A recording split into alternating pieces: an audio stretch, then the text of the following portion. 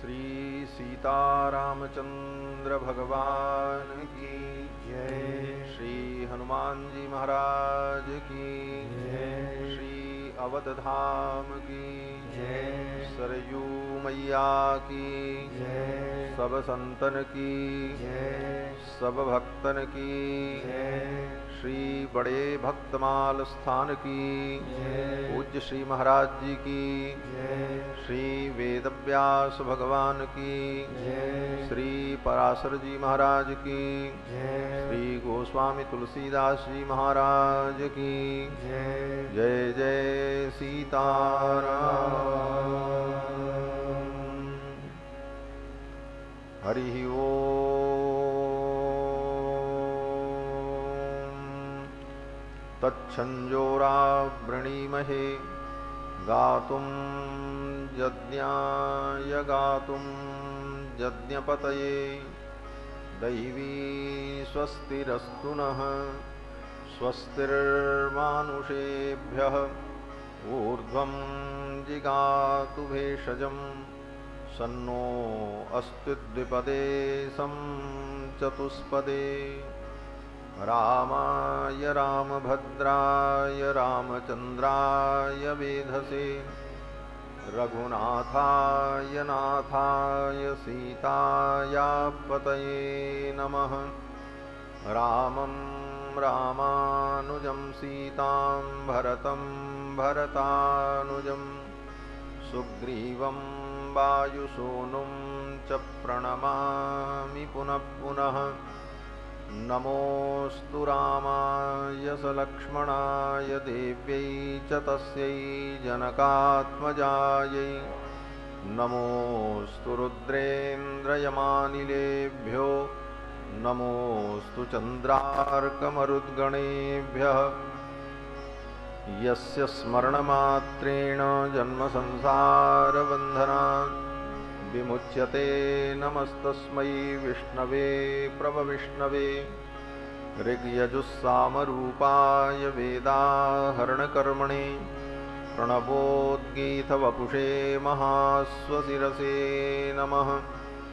योऽन्तः प्रविश्य मम वाचमिमां प्रसुप्तां सञ्जीवयत्यखिलशक्तिधरस्वधाम्ना अन्याश्च हस्तचरणश्रवणत्वगादीन् प्राणान्नमो भगवते पुरुषाय तुभ्यं प्राणान्नमो भगवते पुरुषाय तुभ्यं। शाण्डिल्यावयवं सवारिदविधुं श्रीकोसलेशार्चकं विश्वक्सेनयतीन्द्रदेशिकपदद्वन्द्वारविन्दाश्रितं स्वाचार्ये सुयतौ जगद्गुरुवरे श्रीरामनारायणे नित्यं सक्तमतिं जगद्गुरुवरं श्रीवासुदेवं भजे। अस्मद्गुरुभ्यो नमः। अस्मत्परमगुरुभ्यो नमः। अस्मत्सर्वगुरुभ्यो नमः। श्रीमते श्रीभाष्यकाराय नमः। श्रीपराङ्कुशपरकालयतिवरवरप्रतिवादिभीकरगुरुभ्यो नमः।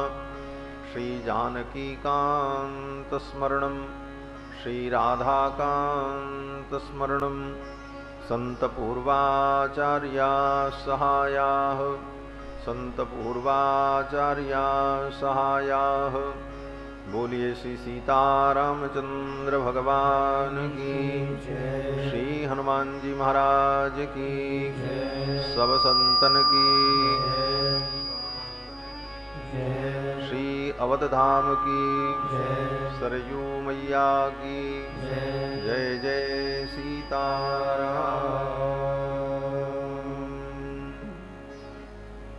भगवान सच्चिदानंद भक्तवांछा कल्पतरु भगवान श्री हरि की मंगलमयी कथा सुधा का हम सभी लोग श्रवण लाभ प्राप्त करें।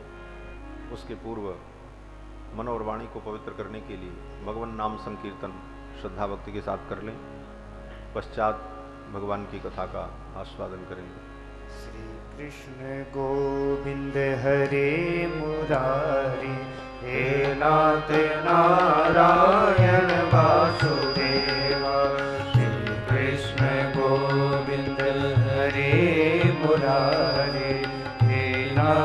नारायण वासुदेव।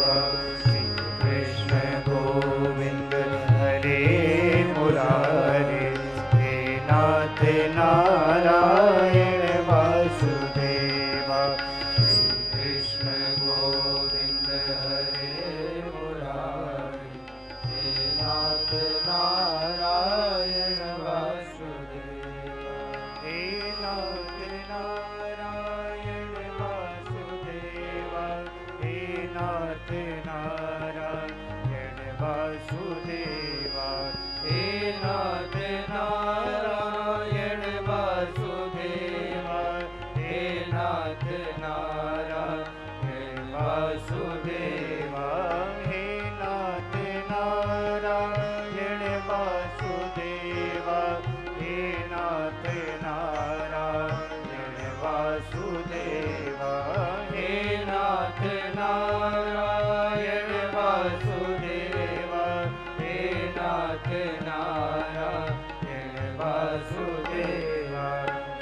कृष्ण गोविंद हरे मुरारे, हे नाथ नारायण वासुदेव। श्री कृष्ण गोविंद हरे मुरारे, हे नाथ नारायण वासुदेव। हे नाथ नारायण वासुदेव, हे नाथ नारायण वासुदेव। हे नाथ नारायण वासुदेव, हे नाथ नारायण वासुदेव। हे नाथ नारायण वासुदेव, हे नाथ नारायण वासुदेव। हे नाथ नारायण वासुदेव, हे नाथ नारायण वासुदेव। श्री कृष्ण गोविंद हरे मुरारे, हे नाथ नारायण वासुदेव। श्री कृष्ण गोविंद हरे मुरारे, हे नाथ नारायण वासुदेव। हे नाथ नारायण वासुदेव, हे नाथ नारायण वासुदेव। हे नाथ नारायण वासुदेव, हे नाथ नारायण वासुदेव। हे नाथ नारायण वासुदेव, हे नाथ नारायण वासुदेव। हे नाथ नारायण वासुदेव, हे नाथ नारायण वासुदेव। हे नाथ नारायण वासुदेव, हे नाथ नारायण वासुदेव। हे नाथ नारायण वासुदेव, हे नाथ नारायण वासुदेव। हे नाथ नारायण वासुदेव, हे नाथ नारायण वासुदेव। हे नाथ नारायण वासुदेव, हे नाथ नारायण वासुदेव। श्री कृष्ण गोविंद हरे मुरारे, हे नाथ नारायण वासुदेव। श्री कृष्ण गोविंद हरे मुरारे, हे नाथ नारायण वासुदेव। हे नाथ नारायण वासुदेव, हे नाथ नारायण वासुदेव। हे नाथ नारायण वासुदेव, हे नाथ नारायण वासुदेव। हे नाथ नारायण वासुदेव, हे नाथ नारायण वासुदेवा हे नाथ नारायण वासुदेवा हे नाथ नारायण वासुदेवा राधे कृष्णा राधे कृष्णा राधे राधे राधे कृष्णा राधे कृष्णा राधे कृष्णा राधे राधे राधे कृष्णा राधे कृष्णा राधे कृष्णा राधे राधे राधे कृष्णा राधे कृष्णा राधे कृष्णा राधे राधे राधे कृष्णा राधे कृष्णा राधे कृष्णा राधे राधे राधे कृष्णा राधे कृष्णा राधे कृष्णा राधे राधे राधे कृष्णा राधे कृष्णा राधे कृष्णा राधे राधे राधे कृष्णा राधे कृष्णा राधे कृष्णा राधे राधे राधे कृष्णा राधे कृष्णा राधे कृष्णा राधे राधे राधे कृष्णा राधे कृष्णा राधे कृष्णा राधे राधे राधे कृष्णा राधे कृष्णा राधे कृष्णा राधे राधे राधे कृष्णा राधे कृष्णा राधे कृष्णा राधे राधे राधे कृष्णा राधे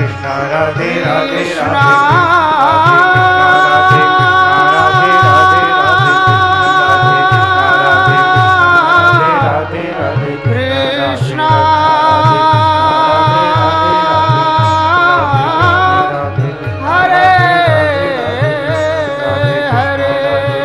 राधे राधे राधे कृष्णा राधे कृष्णा राधे कृष्णा राधे राधे राधे कृष्णा राधे कृष्णा राधे कृष्णा राधे राधे बोलो श्री कृष्णचंद्र भगवान की जय, श्री सीतारामचंद्र भगवान की जय। जय सीताराम।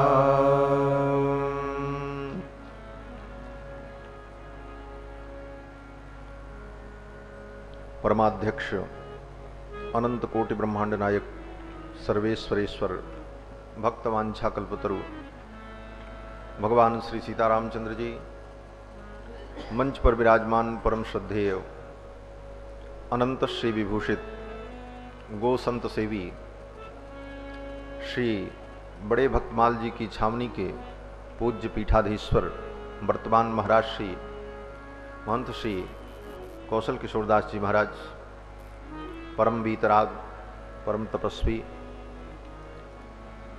अस्वस्थ होते हुए भी मंच पर पधार कर हम सभी लोगों को दर्शन देने की कृपा कर रहे हैं।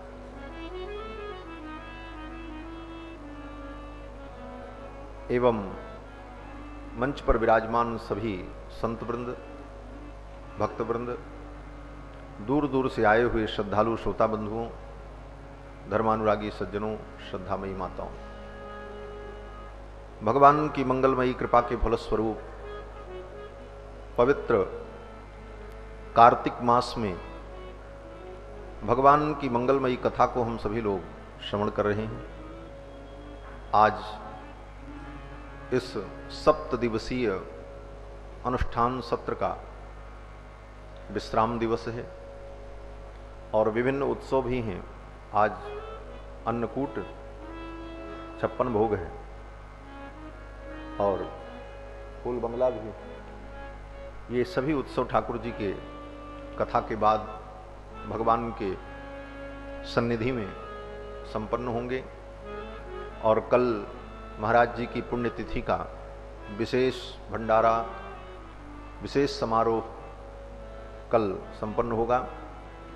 ऐसे पवित्र कार्यक्रम में सहभाग करते हुए हम सभी लोग भगवान की मंगलमयी कथा श्रवण कर रहे हैं। भगवान की कथा हमें भगवत भाव से भर देती है और कथा के माध्यम से भगवान ही हमारे हृदय में भाव रूप में आकर के विराजमान होकर, तदाकाराकारित होकर हृदय में अवभाषित होते हैं। श्री वेदव्यास जी कहते हैं कि भगवान की कथा जो सुनता है, कथा सुनने मात्र से भगवान भक्ति की डोरी में बंधकर उस भक्त के हृदय में आकर के अवस्थित हो जाते हैं। सद्यो हृद्यवरुध्यतेत्र कृतभिः शुश्रूषुभिस्तत्क्षणात्। सद्यो हृद्यवरुध्यते शुश्रूषुभिस्तत्क्षणात्। भगवान की कथा सुनने मात्र से भगवान उस श्रोता के हृदय में आकर अवरुद्ध हो जाते हैं। जो भगवान अनिरुद्ध हैं, जिनको कोई अवरुद्ध कर नहीं सकता, भगवान का एक नाम अनिरुद्ध है। ऐसे भगवान जो अनिरुद्ध हैं वह भी कथा के द्वारा अवरुद्ध हो जाते हैं, हृदय में रोक लिए जाते हैं। बात साधारण सी लगती है लेकिन बड़ी महत्वपूर्ण है हमारा। वेद व्यास जी कहते हैं कि सद्यो हृद्यवरुध्यतेत्र कृतभिः शुश्रूषुभिस्तत्क्षणात् प्रविशति हृदि तेषां भक्ति सूत्रोपनद्धः। भक्ति के सूत्र में बंधकर भगवान भक्त के हृदय में आकर के नद्ध हो जाते। भक्ति सूत्रोपनद्धः, भक्ति के सूत्र में बंधकर भगवान भक्त के हृदय में आ जाते हैं। जैसे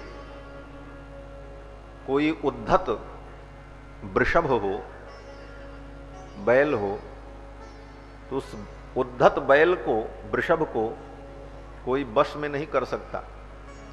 लेकिन अगर उसके नाक में डोरी लगा दी जाए, नाथ लगा दी जाए, तो कितना भी उद्धत क्यों न हो, एक बालक भी अगर उसके नाक की डोरी को पकड़ ले तो चुपचाप खड़ा रहता है।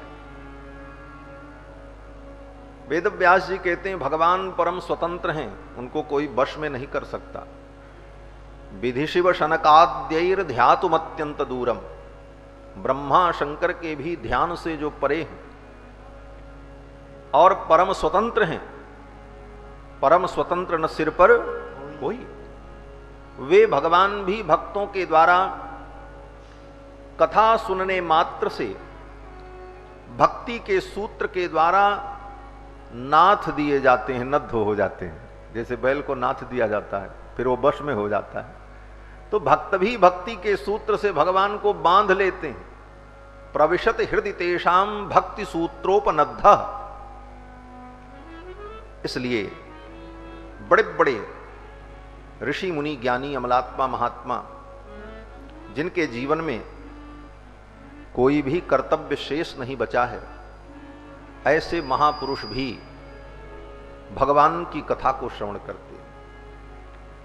श्री सुखदेव जी कहते हैं कि प्रायेण मुनयो राजन् निवृत्ता विधिषेधतः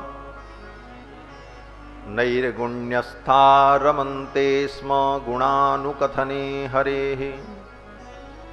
प्रायेण मुनयो राजन् निवृत्ता विधिषेधतः। प्रायः जो मुनि महात्मा ज्ञानी भक्त जो भी कह लो, निवृत्ता विधिषेधतः, विधि और निषेध से निवृत्त हो चुके हैं, जिनके लिए शास्त्र का कोई नियम विधि और निषेध लागू नहीं होता। शास्त्र जो है विधि और निषेधात्मक है। शास्त्र के जितने आदेश हैं दो प्रकार के हैं, ये करना और ये नहीं करना। तो विधि निषेध रूप जो शास्त्र है वो सबके ऊपर लागू होता है। लेकिन तपस्या साधना योग के द्वारा जिसका अंतःकरण निर्मल हो गया, ऐसे योगी ऐसे मुनि के लिए फिर शास्त्र का बंधन नहीं रह जाता। वो शास्त्र के नियम से ऊपर उठ जाते हैं। स्वयं भगवान कहते हैं कि अत्यंत पर भक्तानां नैव शास्त्रो न चक्रमः। जो भगवान के परम भक्त हो जाते हैं उनके लिए शास्त्र का कोई क्रम नहीं होता और न शास्त्र का उनके लिए कोई बंधन रह जाता है। अत्यंत पर भक्तानां नैव शास्त्रो न चक्रमः। लेकिन इस बात को मान करके हम स्वयं निर्णय कर लें कि हम भगवान के भक्त हो गए इसलिए अब हमारे लिए कोई शास्त्र नहीं है, बोले तो वो अपराधी हो जाएगा। ये भी साथ में समझना। ये तो अपने आप होने वाली स्थिति है। साधना उपासना अनुष्ठान करते करते हमारे जीवन की ऐसी दशा आ जाए कि भगवान के प्रेम में, भगवान की भक्ति में कुछ सुध बुध न रहे, क्या करना क्या नहीं करना ये सब भूल जाए, केवल भगवान ही याद रह जाए। ऐसी विलक्षण स्थिति जब आ जाती है तो ऐसे महापुरुषों के लिए शास्त्र का कोई नियम नहीं होता, अपितु वो शास्त्र के जिन नियमों को नहीं कर पाते अथवा अपने नित्य नैमित्तिक कर्म को वो नहीं संपन्न कर पाते,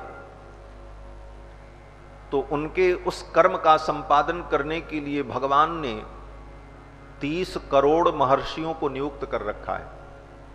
ये सब प्रामाणिक बातें हैं, शास्त्र सम्मत बातें हैं। मत कर्म कुर्वताम लोके कर्म लोपो भवेद यदि तत्कर्माणि कुर्वन्ति तिस्रः कोट्यो महर्षयः। भगवान ने इसी ब्रह्मांड के अंदर एक ऐसा स्थान बना रखा है जिस स्थान में 30 करोड़ महर्षियों को भगवान ने बैठाया है। वो दिव्यात्मा है और उनका केवल एक काम है कि जो भगवान के प्रेमी भक्त भगवान के प्रेम में डूबकर उन्मत्त होकर अपने वैदिक कर्म को न कर सकें तो उनके बदले में वो लोग उस कर्म को संपन्न करते। 30 करोड़ महर्षियों को बैठा रखा भगवान ने, तिस्रः कोट्यो महर्षय। स्वयं भगवान कहते हैं मत कर्म कुर्वताम लोके कर्म लोपो भवेद यदि। मेरा कर्म करते हुए, मेरी उपासना करते हुए, मेरी पूजा करते हुए अगर व्यक्ति के नित्य नैमित्तिक कर्म का लोप हो जाता है, मेरे परम प्रेमी भक्तों का, तो उस कर्म को पूर्ण करने के लिए मैंने 30 करोड़ महर्षियों को नियुक्त कर रखा है, उनके बदले में वो कार्य कर देते। ऐसी दिव्यता कही गई है उन भक्तों के लिए जो भक्त भगवान के प्रेम में उत्कर्ष को प्राप्त कर चुके। तो ऐसे महापुरुषों के लिए शास्त्र का कोई बंधन नहीं है। अत्यंत परभक्ता नाम नैव शास्त्रो न चक्रमः। मैं बार बार कहता हूं कि इस बात को कथा में सुनकर इस आधार पर आप स्वयं निर्णय मत करने लग जाना कि हम भी परम भक्त हो गए इसलिए हमारे लिए शास्त्र का कोई बंधन नहीं। ना ना, अपने आप होने वाली वो स्थिति है। और भक्ति के नाम पर, प्रेम के नाम पर शास्त्र के नियम को त्याग दोगे तो पतन हो जाएगा। तो कहते हैं कि ऐसे महामुनि जो हैं जिनके लिए शास्त्र का कोई नियम नहीं है, वे महात्मा भी क्या करते हैं? बोले वे भी भगवान की कथा में रमण करते हैं। रमन्ते स्म गुणानुकथने हरे। ऐसे महापुरुष भी भगवान के चरित्र को सुनते हैं और सुनाते हैं और इसी में अपने समय को सार्थक करते हैं। और वास्तव में जितनी देर हम भगवान की चर्चा करते हैं यही समय हमारा सार्थक होता है, यही घड़ी हमारी धन्य होती है और दिव्य होती है। धन्य घड़ी सोई जब सत्संगा, धन्य घड़ी सोई जब सत्संगा। धन्य जन्म तुझ भगति अभंगा, धन्य जन्म तुझ भगति अभंगा।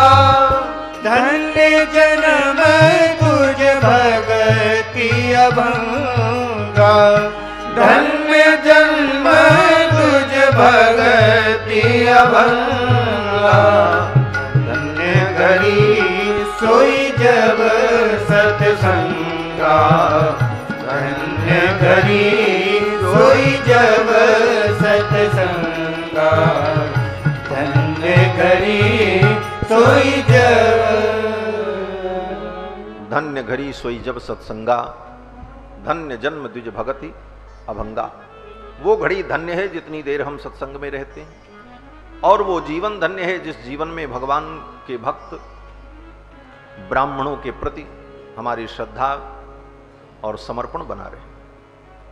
श्री मैत्रेय जी महाराज को पराशर महर्षि भगवान की दिव्य लीलाओं का वर्णन सुनाते हैं इसी क्रम में आपने भगवान श्री राम के पावन चरित्र को सुना, निमि के वंश के चरित्र को सुना, और फिर आगे पराशर महर्षि ने कुरु वंश का वर्णन किया, और फिर भविष्य में होने वाले जो राजा, उन राजाओं के वंश का भी वर्णन किया, फिर मगध वंश का वर्णन किया, और कलयुग में कौन कौन से राजा होंगे और वे राजा क्या क्या करेंगे और प्रजाओं का कैसे शोषण करेंगे, ये सब पराशर महर्षि ने मैत्रेय जी को सुनाया।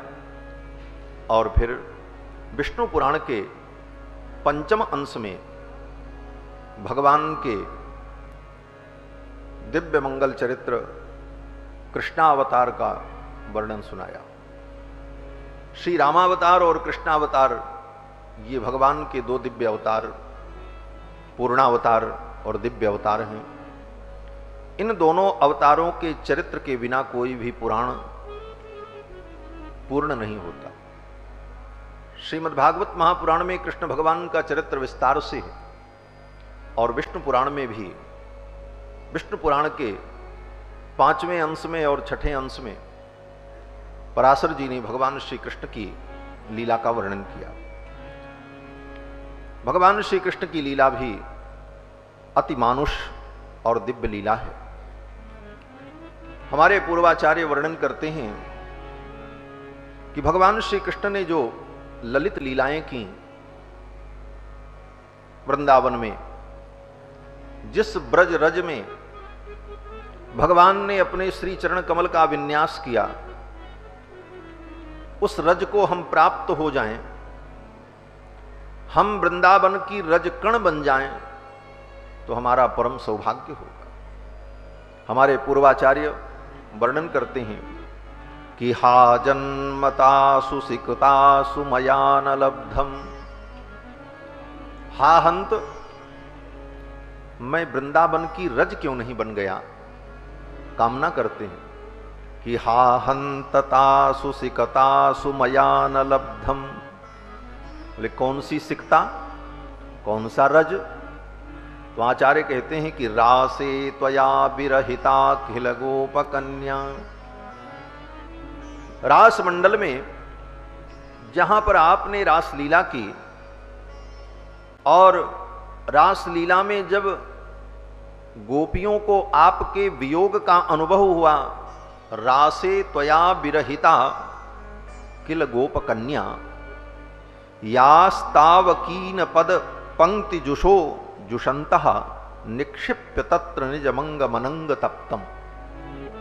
आपके वियोग में अनंग के बाण से तप्त होकर गोपांगनाएं आपके चरण चिन्ह को देखकर, वृंदावन की रज में ठाकुर के जो चरण चिन्ह बने, उन चरण चिन्हों को देखकर गोपियां उन चरण चिन्हों के रज को उठा उठा करके अपने वक्षस्थल पर रगड़ती, हा गोविंद आपके ये चरण मेरे हृदय में आ जाते। जिन रजों पर गोविंद के चरण चिन्ह अंकित, निक्षिप्य तत्र निजमंग मनंग तप्तम, अनंग के ताप से तप्त हृदय को शांत करने के लिए गोपांगनाएं भगवान के चरणांकित ब्रज रज को उठा करके अपने हृदय से लगाती हैं। ये भगवान की जो लीला है कृष्णावतार की रसमयी लीला, इस लीला को सुनकर लोग कहते हैं, अरे भगवान होकर कृष्ण ने ऐसी लीला की, पर स्त्रियों के साथ नृत्य किया,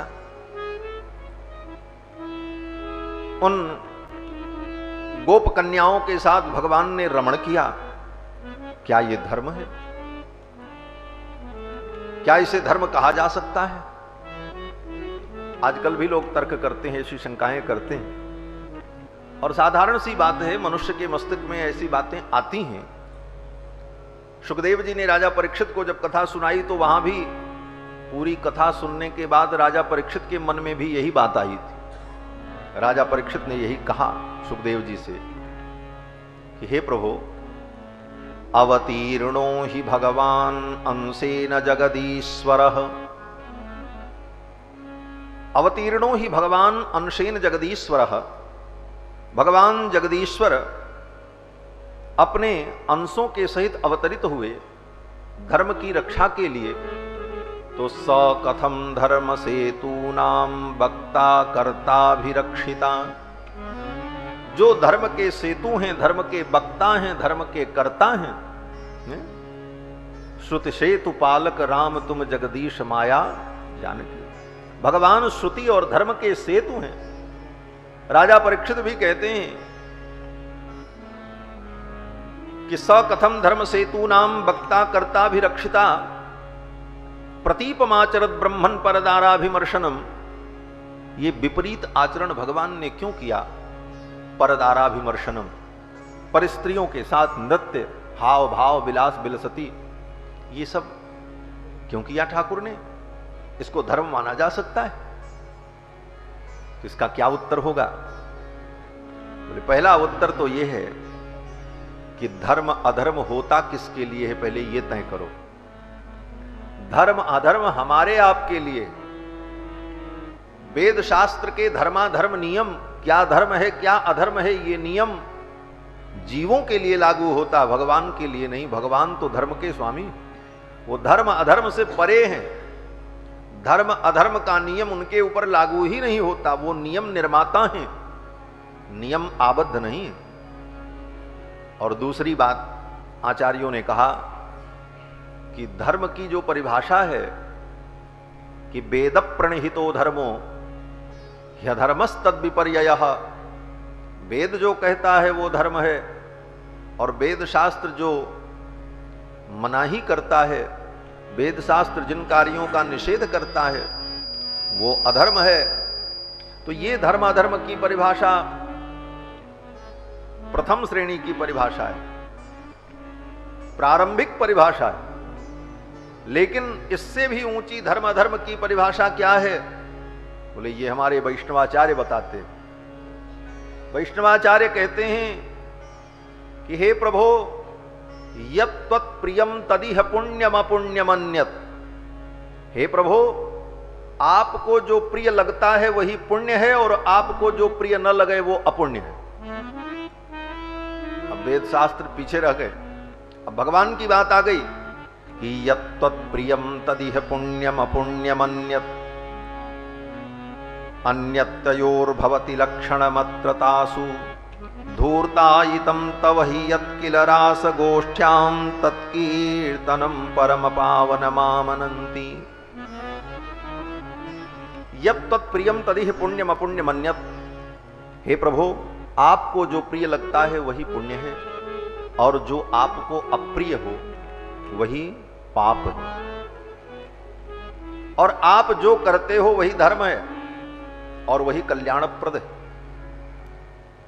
आचार्य कहते हैं कि आपने गोपियों के साथ जो रासक क्रीड़ा की वो क्या है? बोले धूर्तायितम, वो तो धूर्तों की लीला है। वैसा कोई दूसरा करे तो उसको क्या कहेंगे? धूर्त ही तो कहेंगे। बोले धूर्तायितम तव हि यत्किल रासगोष्ठ्याम। गोपियों के मध्य में रास मंडल में आपने धूर्तायितम, आपने जो लीला की, आपने जो चरित्र किया, उस चरित्र को जो गाता है तत्कीर्तनम, उसका जो कीर्तन करता है, परम पावन मामनंती, वो आपका चरित्र व्यक्ति को परम पावन और परम पवित्र बना देता है। तो इससे बड़ा पुण्य और क्या हो सकता है? तो भगवान को जो प्रिय है वही पुण्य है, और भगवान को जो अप्रिय है वही पाप है, वही अपुण्य है। श्री विष्णु पुराण के पंचम अंश में भगवान श्री कृष्ण के चरित्र का वर्णन करते हुए श्री पराशर जी महाराज कहते हैं कि यदु के वंश में श्री वसुदेव जी महाराज उत्पन्न हुए, जो मथुरा में निवास करते। और वसुदेव जी महाराज कहीं के राजा तो नहीं थे, एक संभ्रांत क्षत्रिय थे। लेकिन वसुदेव जी महाराज जब चलते थे तो वसुदेव जी के मस्तक पर पद्म के आकार की एक छाया सबको दिखाई पड़ती थी।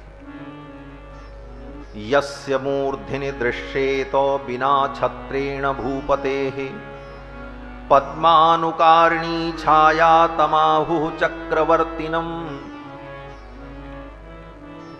जिस व्यक्ति के मस्तक पर बिना छत्रेण, बिना छत्र लगाए अपने आप छाया होती हो, और कैसी छाया? बोले पद्मानुकारिणी, कमल के समान छाया। कल्पना करो जैसे कोई बड़ा कमल हो और वो कमल मस्तक के ऊपर हो तो उसकी छाया हमारे ऊपर पड़े, तो बिना छत्र के, बिना आवरण के जिसके मस्तक पर ऐसी छाया दिखाई पड़ती हो, वह व्यक्ति तमाहु चक्रवर्तिनम, वही चक्रवर्ती होता है। तो वसुदेव जी महाराज कहीं के राजा तो नहीं थे, मथुरा के एक संभ्रांत छत्री थे, लेकिन इनके मस्तक पर ऐसी दिव्य छाया देखी जाती थी।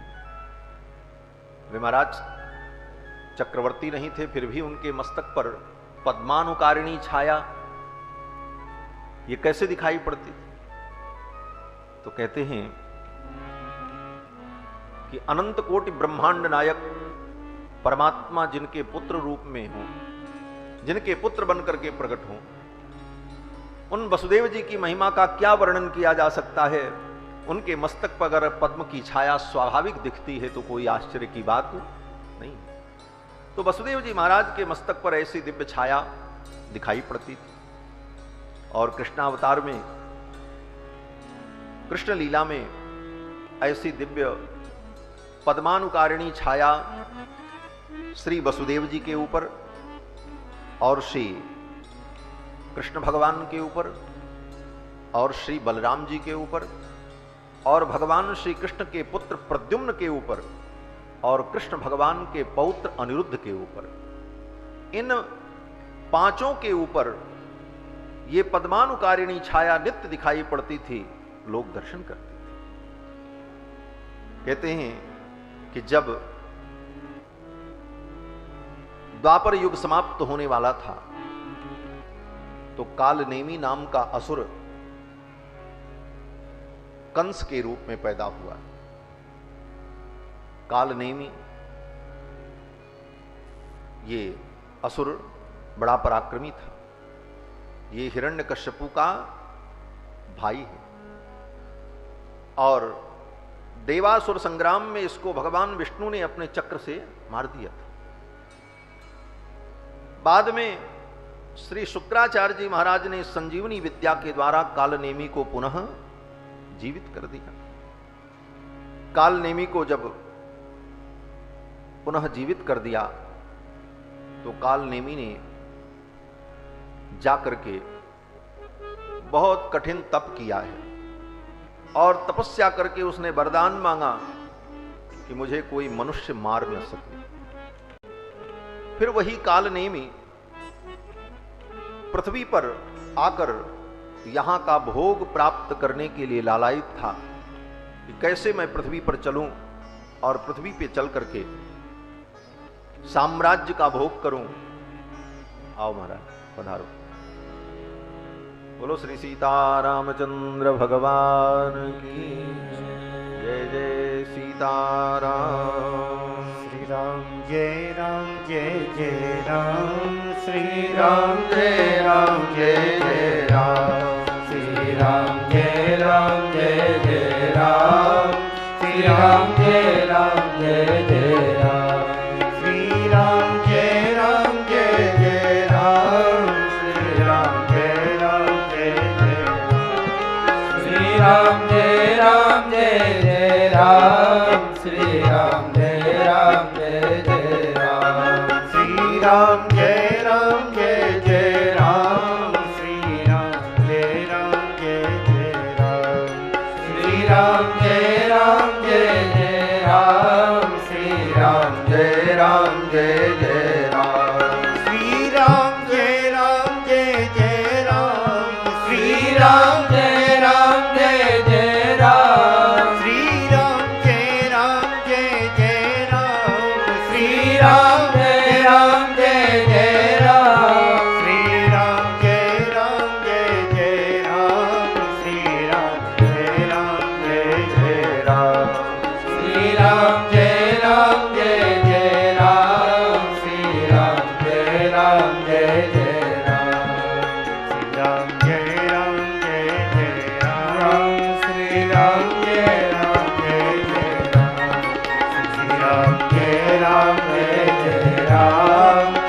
राम जय राम जय जय राम, श्री राम जय राम जय जय राम, श्री राम जय राम जय जय राम, श्री राम जय राम जय जय राम, श्री राम जय राम जय जय राम, श्री राम जय राम जय जय राम, श्री राम जय राम जय जय राम।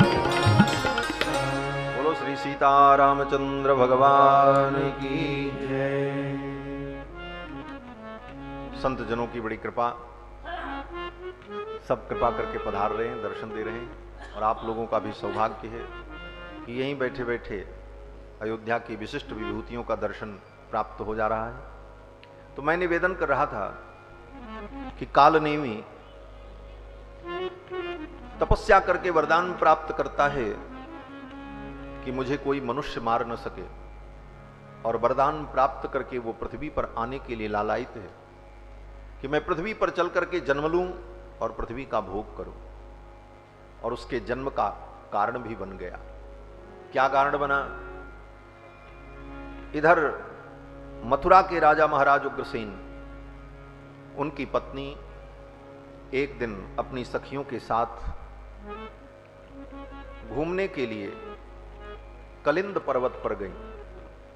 उस समय उनके पति महाराज उग्रसेन कहीं बाहर गए हुए थे, किसी यात्रा पर, और उस समय वो अपनी सखियों के साथ कलिंद पर्वत पर घूमने के लिए चली गई और अपनी सखियों के साथ वो विहरण कर रही थी। उसी समय द्रुमिल नाम का असुर सौभ विमान पर बैठकर विचरण करते हुए वहां आया।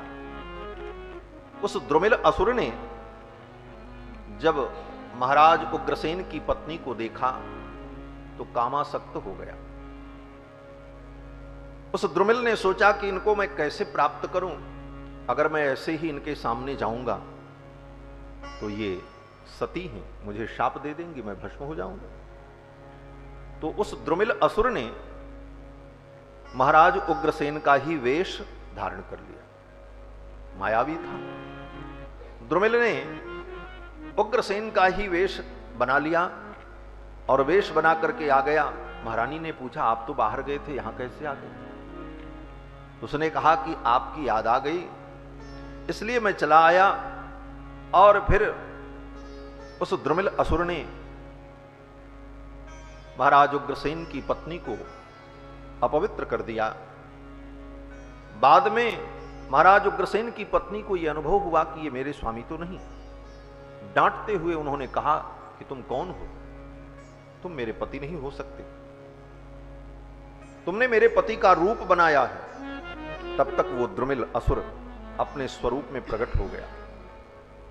महाराज उग्रसेन की पत्नी ने कहा कि मैं तुम्हें शाप दे दूंगी। तो द्रुमिल हंस पड़ा, बोले अब शाप देने का सामर्थ्य तुम्हारे अंदर नहीं रहा, क्योंकि तुम्हारा पातिव्रत नष्ट हो गया। हा हंत, पश्चाताप करके रह गई उग्रसेन की पत्नी, अब मैं क्या करूं, मेरा तो धर्म नष्ट हो गया। इसीलिए शास्त्र कहता है, यहां पर निर्देश है, शास्त्र कहता है कि प्रोषित भर्तिका को, जिसका पति कहीं बाहर चला गया हो, ऐसी प्रोषित भर्तिका स्त्री को कभी स्वतंत्र रूप से विचरण नहीं करना चाहिए। प्रोषित भर्तिका होकर विचरण करने के लिए चली गई और उसका दुष्परिणाम हुआ। महाराज उग्रसेन की पत्नी ने कहा मैं शाप दे दूंगी। द्रुमिल ने कहा तुम कुछ नहीं कर सकती, तुम्हारा पातिव्रत भंग हो गया, और अब ये मेरा जो पुत्र उत्पन्न होगा ये बड़ा पराक्रमी होगा, और अगर ये बात तुम किसी को बताओगी तो तुम्हारा अपमान होगा, तुम त्याग दी जाओगी, महाराज उग्रसेन भी तुम्हारा त्याग कर देंगे। उग्रसेन की पत्नी ने पूछा कस्त्वम, तुम हो कौन? तो उस द्रुमिल ने कहा कस्त्वम का उत्तर मैं नहीं दूंगा। बार बार महाराज उग्रसेन की पत्नी पूछती रही कस्त्वम कस्त्वम। तो द्रुमिल ने कहा इसका उत्तर मैं नहीं दूंगा, अब मेरे अंश से जो पैदा होगा वही तुमको उत्तर देगा, और उसका नाम कंस होगा, क्योंकि तुम बार बार पूछ रही हो कस्त्वम कस्त्वम, तो अब मैं कौन हूं तुम देख लेना। तो वही कंस के रूप में पैदा हुआ। कालनेमी असुर महाराज उग्रसेन की पत्नी के गर्भ में आ गया और पैदा होने के बाद मृगशिरा नक्षत्र में पैदा हुआ। इसके जन्म का नक्षत्र यही था कंस का, बड़ा उग्र। उसके पैदा होते ही आकाश से खून की बूंदें टपकने लगी थी, ऐसा लिखा है। वो जब पैदा हुआ तो आकाश में अपने आप बादल आ गए और बादल से पानी नहीं बरसे, रक्त की बूंदें गिरी, ऐसा अनर्थ हुआ। समय आने पर कालनेमी ने, कंस ने महाराज उग्रसेन को बंदी बना करके कारागार में डाल दिया और स्वयं राजा बन गया। और फिर कंस ने सबको जीत कर अपने वश में कर लिया। महाराज कंस साधारण नहीं था। द्विविद नाम के बानर के साथ कंस का 20 दिन तक युद्ध चला। वही द्विविद जो राम जी के सेनापति थे। द्वापर युग तक द्विविद नाम का बानर था। प्रवर्षण पर्वत पर 20 दिनों तक लगातार युद्ध चला कंस का। कंस घूमते पहुंच गया और द्विविद बानर मिल गया। द्विविद भी बड़ा अभिमानी और कंस कहां झुकने वाला। युद्ध होते होते 20 दिन बीत गए। 20 दिन में द्विविद थक गया, लेकिन कंस नहीं थका। अंत में द्विविद ने कहा कि तुम्हारे पराक्रम से मैं प्रसन्न हूं। कंस बड़ा बुद्धिमान था। कंस ने सोचा ऐसे लोगों को संरक्षित करके रखना चाहिए। कंस ने कहा मैं तुमको अपना मित्र बनाता हूं, तुम मेरे मित्र बन जाओ। द्विविद को लेकर के कंस आ गया। इसी प्रकार एक दिन कंस घूमता हुआ चल पड़ा और महेंद्र पर्वत पर पहुंचा और महेंद्र पर्वत पर जाकर के जोर आजमाइश करने लगा। पूरा महेंद्र पर्वत ही उठा लिया। महेंद्र पर्वत जब उठाया तो महेंद्र पर्वत पर भगवान परशुराम विराजमान रहते हैं। भगवान के अवतार भूत श्री परशुराम जी महाराज जमदग्नि नंदन महेंद्र पर्वत पर ही रहते हैं। पृथ्वी पर आते हैं, विचरण करते हैं, चले जाते हैं, चिरंजीवी हैं। कृपा परशुरामश्च सप्तैते चिरजीविना। तो परशुराम जी आज भी विद्यमान हैं उसी रूप से, और आते हैं, विचरण करते हैं, घूमते हैं, चले जाते हैं। जाकर के विश्राम करते हैं महेंद्र पर्वत पर। वाल्मीकि रामायण में भी वर्णन है कि जब भगवान ने परशुराम जी के द्वारा दिए हुए धनुष पर प्रत्यंचा चढ़ा दी तो परशुराम जी ने कहा अब मैं प्रसन्न हूं, मेरा संदेह दूर हो गया।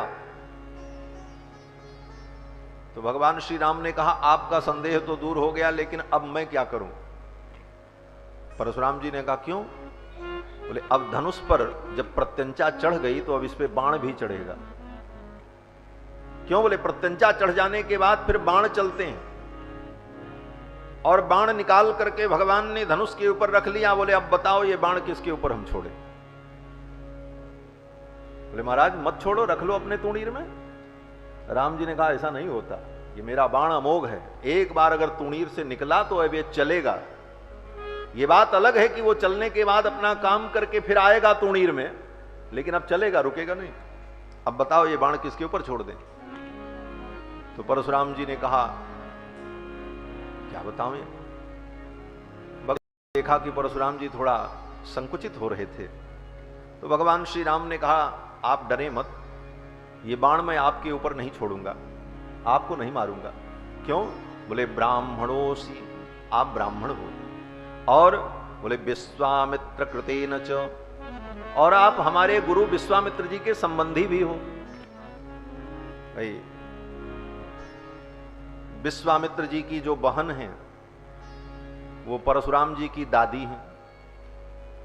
तो भगवान कहते हैं कि आप मेरे गुरु जी के संबंधी हो, इसलिए आपके ऊपर तो मैं बाण नहीं चलाऊंगा, विश्वामित्र कृतेन च। लेकिन अब ये बाण मैं किसके ऊपर चलाऊं? तब परशुराम जी ने कहा इस बाण के द्वारा आप मेरे पुण्यार्जित लोकों को समाप्त कर दीजिए, जो पुण्य बंधन कारक हैं, जिन पुण्यों के कारण मुझे अनेक लोकों में जाना पड़ेगा और पुण्य भोग करने के बाद फिर मुझे आना पड़ेगा। तो मेरे उन पुण्यार्जित लोकों को आप समाप्त कर दीजिए, लेकिन मेरी गति को आप बाधित मत करिएगा। परशुराम जी ने कहा कि मैं रात्रि में पृथ्वी पर नहीं रहता हूं, महेंद्र पर्वत पर चला जाता हूं, क्योंकि मैंने संपूर्ण पृथ्वी का दान कर दिया है। युद्ध करके 17 बार क्षत्रियों से संपूर्ण पृथ्वी को छीनकर युद्ध में विजय करके फिर संपूर्ण पृथ्वी को परशुराम जी ने कश्यप महर्षि को दान कर दिया था। परशुराम जी कहते हैं दान दी गई वस्तु का उपभोग नहीं करना चाहिए। और भगवान श्री कृष्ण ने भी कहा है कि स्वदत्ताम परदत्ताम वा ब्रह्मवृत्तिम हरेच्चयः 60 वर्ष सहस्राणि विष्टायाम जायते कृमि। भगवान श्री कृष्ण ने भी कहा कि अपने द्वारा दी गई हो अथवा किसी दूसरे ने दान किया हो, ऐसी दान दी गई वस्तु का, ब्राह्मण को दी गई वस्तु का जो व्यक्ति उपभोग करता है अथवा उसका हरण करता है, उसको क्या गति मिलती है? भगवान कहते हैं 60 वर्ष सहस्राणि विष्टायाम जायते कृमि। वो 60,000 वर्ष तक गंदगी का कीड़ा बनता है। तो परशुराम जी कहते हैं मैंने संपूर्ण पृथ्वी का दान कर दिया है, इसलिए मैं पृथ्वी पर रात में नहीं रहता हूं। रात्रि में पृथ्वी पर विश्राम नहीं करता, घूमने के लिए आता हूं फिर चला जाता हूं। तो परशुराम जी महाराज रात्रि में जाकर के महेंद्र पर्वत पर विश्राम करते। ये कंस पहुंच गया और जाकर के महेंद्र पर्वत ही उठाने लगा। जब महेंद्र पर्वत उठाया तो परशुराम जी ने देखा है कौन बदमाश आ गया। परशुराम जी आए और बोले कौन? तो कंस ने अपना परिचय दिया। उसके पराक्रम को देख करके परशुराम जी ने कंस को एक धनुष दिया, माहेश्वर धनुष, और कहा इस धनुष पर प्रत्यंचा चढ़ाओ। क्योंकि परशुराम जी महाराज तो यही करते हैं, कोई वीर मिले तो उसकी परीक्षा ही लेते हैं, इस पे डोरी चढ़ाओ। तो परशुराम जी ने कंस को भी धनुष दिया, भगवान शिव का धनुष था, और परशुराम जी ने कहा इस पे डोरी चढ़ाओ। पट्ठा कंस 1 मिनट में चढ़ा दिया महाराज, तुरंत बांध हो के तैयार किया। परशुराम जी को बड़ा आश्चर्य हुआ, इतना पराक्रमी, इस माहेश्वर धनुष पर इसने डोरी चढ़ा दी। परशुराम जी प्रसन्न हो गए। परशुराम जी ने कहा अब ये धनुष भी मैं तुम्ही को दे रहा हूं, ले जाओ इसको। प्रसाद रूप में परशुराम जी ने वो धनुष दे दिया, माहेश्वर धनुष, और कहा इस धनुष को ले जाओ, इसकी पूजा करना, ये भगवान शिव का परिकर है, इसकी आराधना करना। लेकिन सावधान रहना, जिस दिन ये टूट जाएगा उसके दूसरे दिन तुम्हारी खोपड़ी फूट जाएगी, तुम मारे जाओगे। जिस दिन ये टूटेगा उसी के दूसरे दिन तुम मरोगे, ये तय है तुम्हारा मरना। कंस ने कहा ठीक है। परशुराम जी के द्वारा उस धनुष को प्राप्त करके कंस आया है। एक दिन अपने मथुरा में कंस बैठा था। उस समय जरासंध दिग्विजय के लिए निकला था, अपनी संपूर्ण सेना को लेकर और अपने कुवलया पीड़ हाथी को लेकर जरासंध संपूर्ण सेना लेकर के मथुरा के सीमा में पहुंच गया। जमुना के तट पर जरासंध की सेना ने अपना आवास कर लिया और तैयारी हो रही थी कि सवेरे कंस के ऊपर आक्रमण करना। जरासंध दिग्विजय में निकला था, मगधराज। लेकिन रात में एक बड़ी अद्भुत घटना हो गई। घटना यह हुई कि जरासंध का जो हाथी था कुवलया पीड़, 10,000 हाथी का बल रखने वाला, रात्रि में उसकी सीकड़ कैसे खुल गई, और जब खुली तो वो नगर की ओर दौड़ पड़ा और सैकड़ों लोगों को कुचलता मारता जा रहा था, कोई उसे रोक न पावे। कंस को पता चला कि एक पराक्रमी गजराज नगर में आया है जो सबको कुचल रहा है, मार रहा है, बड़े बड़े वीर उसे रोक नहीं पा रहे हैं। कंस रात्रि में अपने महल से निकल करके आया और जाकर के उस कुवलया पीड़ को पकड़कर उसे जमीन पर गिराकर लोहे की श्रृंखलाओं में बांधकर घसीटते हुए कंस लेकर के आया। और कंस ने पूछा ये किसका हाथी है? सेवकों ने कहा जरासंध सेना लेकर के आया है, उसका गजराज। तो कंस उस हाथी को पकड़कर कुवलया पीड़ को लेकर के जरासंध के पास गया और कहा महाराज ये हाथी आप अपने बस में रखो, इसको बांध करके रखो, नगर के लोगों को ये मार रहा है। जरासंध ने सोचा इतने बड़े हाथी को ये बांध लाया, ये साधारण पराक्रमी नहीं। जरासंध भी कंस के पराक्रम से प्रसन्न हो गया और जरासंध ने कहा ऐसे पराक्रमी से तो संबंध जोड़ना चाहिए। तुरंत जरासंध ने कहा मेरी 2 बेटियां हैं, और एक का नाम अस्ति, एक का नाम प्राप्ति। मैं अपनी दोनों बेटियों का तुम्हारे साथ विवाह करना चाहता हूं और दहेज में ये हाथी मैं तुम्हें दे रहा हूं क्योंकि इसको तुमने अपने वश में कर लिया है।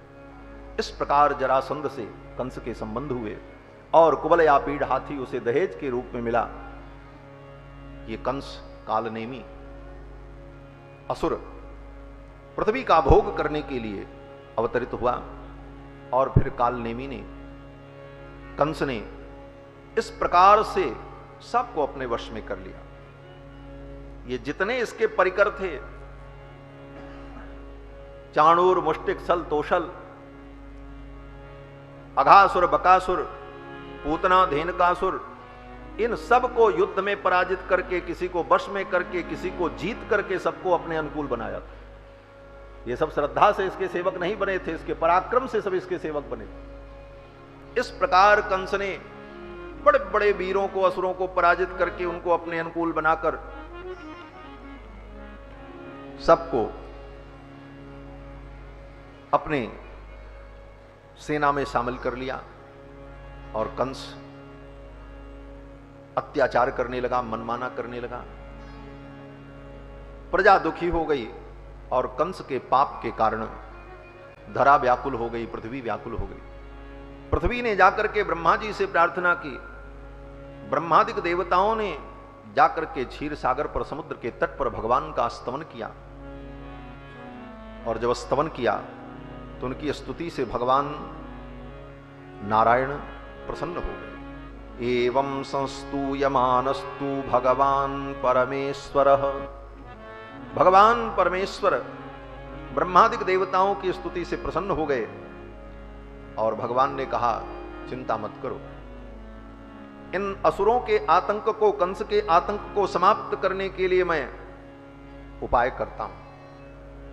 और उसी समय भगवान ने अपने मस्तक से 2 केश निकाले, एक काले रंग का, एक सफेद रंग का। भगवान नारायण ने उज्जहारात्मन केशौ, भगवान ने अपने केश में से 2 केश निकाला, एक सफेद एक काला। उज्जहारात्मन केशौ सित कृष्णौ महामुनि, और उन दोनों केशों को निकाल करके कहा कि ये केश ही जाएंगे मृत्युलोक में और इन सारे असुरों का संहार कर दे। ऐसा कह करके भगवान नारायण ने उन दोनों केशों को छोड़ दिया। वही काले रंग का जो केश था वही कृष्ण हो गए और जो श्वेत केश था वही बलराम हो गए। भगवान परम तत्व परमात्मा श्रीमन नारायण के केश से कृष्ण का अवतार हुआ, इसीलिए इनका नाम केशव है। केश से अवतरित हुए। अब आप यहां पर कहोगे, किसी के मन में संदेह हो कि केश तो एक अंग है, अंग क्या मतलब, एक अंश है, तो भगवान का एक केश कृष्ण के रूप में अवतरित हुआ तो कृष्ण तो फिर भगवान नहीं? बोले ऐसी बात नहीं। हमारे आपके शरीर में हमारा आपका केश, हमारे आपके नख, हमारे आपके शरीर का अंग प्रत्यंग हमसे आपसे भिन्न है। हम शरीर नहीं है, हम केश नहीं है, लेकिन भगवान का जो दिव्य मंगल विग्रह है, उनके दिव्य मंगल विग्रह में सब कुछ ब्रह्म ही है, ब्रह्ममय है और वह अखंड है। वहां पर कोई खंड नहीं होता, कोई अंश नहीं होता। लीला भले हो, लीला में वो केश आ रहे हैं, लेकिन केश के रूप में भगवान ही आ रहे हैं, क्योंकि वो सदा पूर्ण ही रहते हैं, कभी अपूर्ण होते नहीं। पूर्णमद पूर्णमिदं पूर्णात् पूर्णमुदच्यते पूर्णस्य पूर्णमादाय पूर्णमेवावशिष्यते। जैसे चीनी की मिठाई हो, हमारे अयोध्या में जब दीपावली होती है, अभी दीपावली का उत्सव हुआ ना, तो चीनी की मिठाई बिकती है। खोआ की मिठाई तो बनती ही है, लेकिन एक परंपरा है चीनी की मिठाई। चीनी की चाशनी बनाकर सांचे में डाल करके उसको जमा देते हैं और फिर वो बाजार में बिकती है लावा चूड़ा के साथ में। वो बड़े बड़ी आकृतियां होती हैं, उसमें कलश बना रहता है, हाथी बना रहता, घोड़ा भी बना रहता, चिड़ैया बनी रहती, पता नहीं क्या क्या बना रहता। तब वो चीनी की जो मिठाई है, तो चीनी का बना हुआ हाथी लेकर के आओ। अब वो क्या है? बोले देखने में तो हाथी जैसा है, उसकी पूंछ भी है, उसके पैर भी हैं, सूंड भी है, लेकिन वो है क्या? बोले सूंड चाटो तो वो भी चीनी, और उसकी पूंछ भी चीनी, और उसके पैर भी चीनी, सब चीनियां ही है, दूसरा कुछ है ही नहीं। देखने में पूंछ भी है, पैर भी है, सब कुछ है, लेकिन सब चीनी ही है, दूसरा तत्व ही नहीं। उसी प्रकार भगवान के श्री विग्रह में हाथ, नाक, कान, बाल, नख सब दिखते हैं, लेकिन सब एक ही तत्व है, सच्चिदानंद तत्व है, आनंद तत्व है, दूसरा कुछ नहीं, एक ही तत्व है। तो भगवान का बाल भी सच्चिदानंद ही है, उसमें कोई अंतर नहीं है। भगवान ने उज्जहारात्मन केशौ स्थित कृष्णौ महामुनि, और उन दोनों केशों को छोड़ दिया, और भगवान ने कहा कि अवतीर्य भुवो भार क्लेश हानिम करिष्यतः। ये मेरे दोनों केश ही भूतल पे जाकर के अवतार लेकर के प्राणियों के क्लेश का हरण करेंगे। देवता संतुष्ट हो गए, और वो दोनों केश वहां से चल पड़े। इधर कंस ने देवकी वसुदेव को कारागार में बंद कर रखा था, क्योंकि आकाशवाणी सुनकर के उसे भय व्याप्त हो गया था कि देवकी के 8वें संतान से मेरी मृत्यु होगी, तो मैं इसकी 8वीं संतान को मार दूं, इसलिए देवकी को कारागार में बंद कर दिया। और क्रमशः देवकी वसुदेव की 6 संतानों की हत्या कंस ने की। 7वें गर्भ के रूप में वो सित केश आया, सफेद वाला बाल, वही श्री बलदेव जी महाराज। शेष जी महाराज आए, और भगवान ने अपनी योग माया को आदेश दिया कि तुम जाओ, और जाकर के देवकी के गर्भ से उसको निकालकर ले जाकर के रोहिणी के गर्भ में स्थापित कर दो। भगवान की जो योग माया है, योग निद्रा, उसने ही आकर के देवकी के उस 7वें गर्भ को निकाल करके रोहिणी के गर्भ में स्थापित कर दिया। देवक्या पतितो गर्भम इति लोको वदिष्यति। संसार में लोग यही कहेंगे देवकी का 7वां गर्भ पतन हो गया, नष्ट हो गया, लेकिन 7वें गर्भ को भगवान की योग माया ने निकालकर रोहिणी के गर्भ में रख दिया। ये 7वें गर्भ के रूप में कौन आए? बोले शेष जी महाराज आए। इस बार ये बड़े भाई बन करके आ रहे हैं।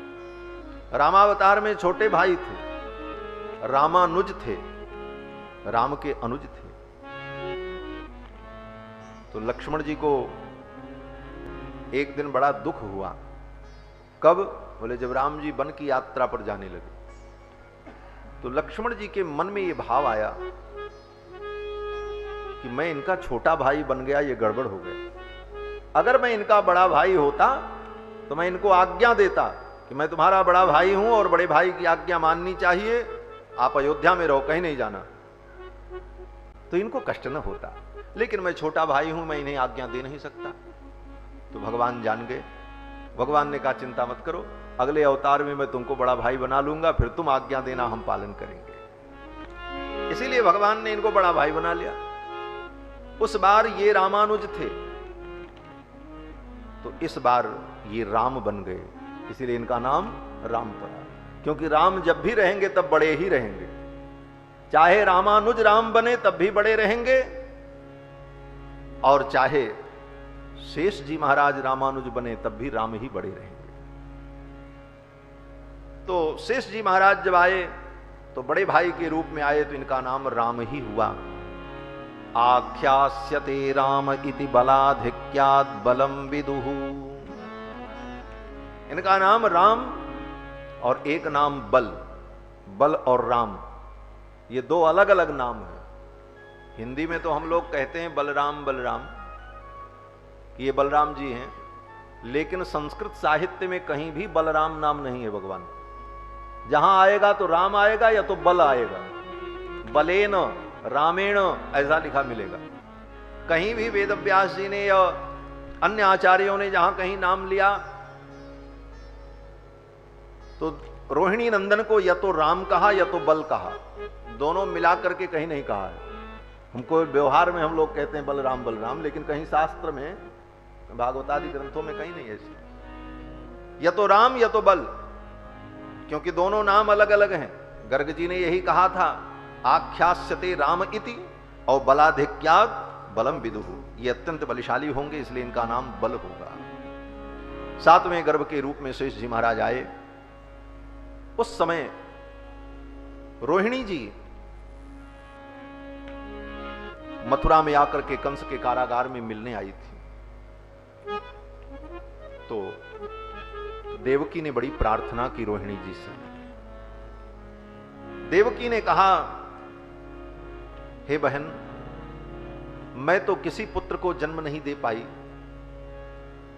जन्म तो दिया लेकिन कोई पुत्र जीवित नहीं रहे। लगता है मेरे पति का वंश मेरे द्वारा नहीं चलेगा।